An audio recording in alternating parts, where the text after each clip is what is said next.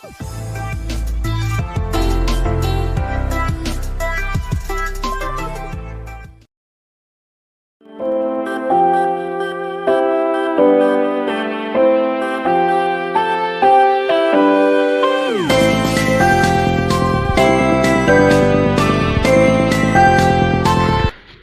the question, we have to evaluate 5 minus 3 log 5 2 times 2 log 2 3. So in this case, we are going to apply this law of logarithm you're seeing on the screen, and then this other one as well.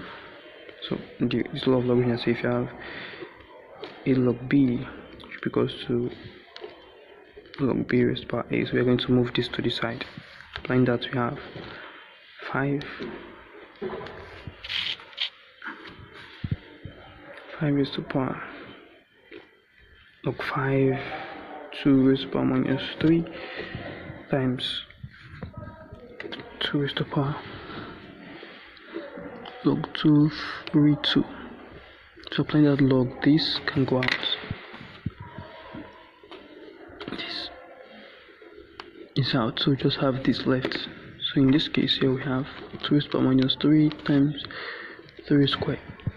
So this is going to give us 1 over 8 times 9, which is 9 over 8. So change this to the fraction form.